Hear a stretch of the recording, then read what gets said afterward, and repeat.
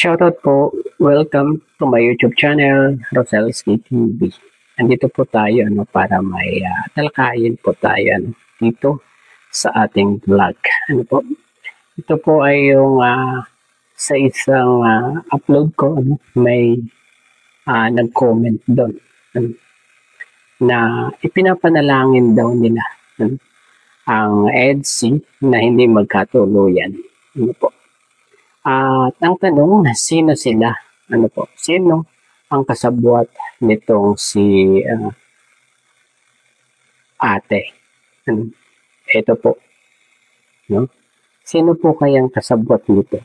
Ibig sabihin, hindi siya nag-iisa kasi sabi niya, ipinapanalangin namin na hindi magkatuluyan kasi magiging kawawa daw si Biancy pag nagkataon. At paano naman niya nalaman na magiging kawawa si Biancy kapag nagkatuluyan itong EDSI? Gaano niya kakilala si Kalingap Edu? Kung kakilala niya man ito, di ba? At grabe parang dinesisyonan niya na talagang si Biancy ay kawawa pagdating ng araw. At sinabi pa niya rito na ginagamit lang daw ni Kalingap Edu si Biancy. Grabe naman Kasi guys, kung ginagamit lang ni Kalingap Edu si Biancy, di ba dapat sa mga vlog niya ay sinasama niya na itong si Biancy para maraming views, di ba, ang kanyang mga vlog. Pero ni minsan hindi niya sinama niya sa video itong si Biancy. Tulad na lang kagabi, di ba, sa live niya. Kung gusto talaga niya ng maraming views, maraming palipad, di ba? Dapat ipinakita na niya doon si Biancy. Yun ang totoo talaga na ginagamit lang niya si Biancy. Ni isang vlog ni Kalingap Edu ay hindi man lang niya sinama itong si Biancy. Hindi kaya itong mga to ay yung mga nagtampo lang. Kasi hindi na pagbigyan yung kanilang mga gusto kagabi. Di ba? Yung mga demanding diyan at yung mga one-sided. Palagay ko itong si ate one-sided kasi inaalaala niya si Biancy. Ayaw niyang maging katuluyan si Kalingap Edu. Ano kayang gusto nito na magiging katuluyan ni Biancy pagdating ng tamang panahon?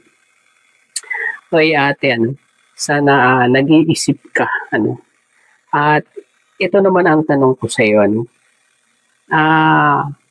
paano ka manalangin ng ganyan ng bad para sa isang tao na katulad ni Kalingap Edu? Parang sinabihan mo na hindi matino si Kalingap Edu niyan. Kasi sinasabi mo magiging kaawa-awa si Biancy pagdating sa huli. Pabira naman ito. May pinagdadaanan po ba kayo, ma'am, madam? Grabe. Nasabi nyo yan, na pinapanalangin ninyo. At sino po yung mga kasama nyo? Sino po? At ito lang, hindi po kayo ang magdidesisyon yan. Ang magdidesisyon yan, si Kalingap Edu, saka si Biancy. Huwag na po kayong magsalita ng kung ano-ano pa, laban kay Kalingap Edu. Kasi baka mapahiya lang po kayo. Diba? Grabe naman. At ayun guys, babasahin po natin yung kanyang naging comment doon sa aking upload kanina. Ito po. Huwag magyabang kasi panalangin namin Sana hindi sila magkatuluyan bandang huli. Kawawa si Beyonce, ginagamit lang niya. Pambihira, no? Paano kaya niya nasabing ginamit si Beyonce ni Kalingap Edo? No? Oy ate, kung sino ka man, na nagtatago sa pangalang Melly Castanos. Paano ko po nasabing nagtatago? Kasi wala po kayong mukha.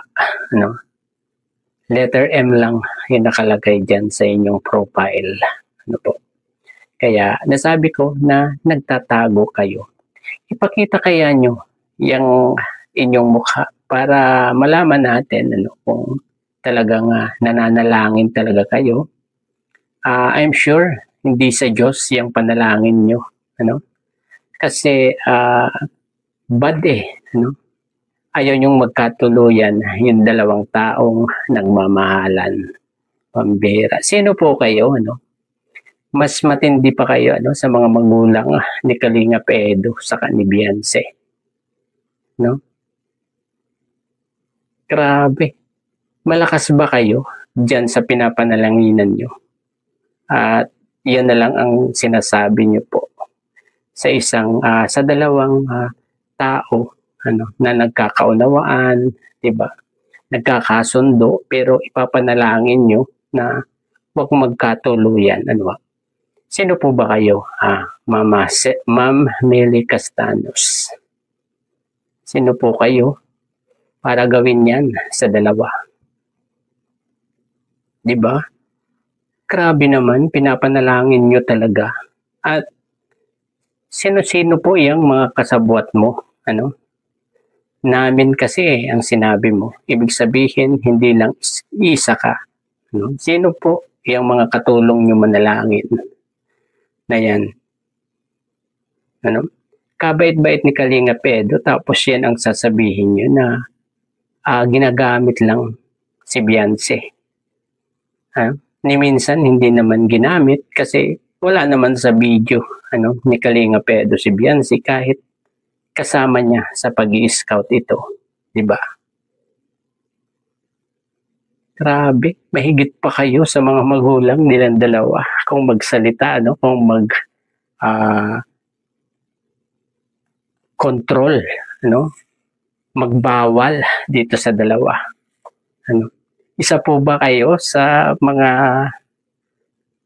bashers ni Kalingap Edo? At sure ako, bashers ka ni Kalingap Edo kasi ayaw mo kay Kalingap Edo. Bakit? Anong ginawa ni Kalingap Edo sa iyo? At kanya na lang yung galit po sa kanya na sisiraan mo ng ganyan, di ba? Parang sinabi nyo na napakasama ni Kalingap Edo at magiging kaawa-awa si Beyonce pagdating ng sa huli kung magkakatuluyan man itong dalawa. Grabe, Ayun, siguro po, ang masasabi ko lang sa inyo,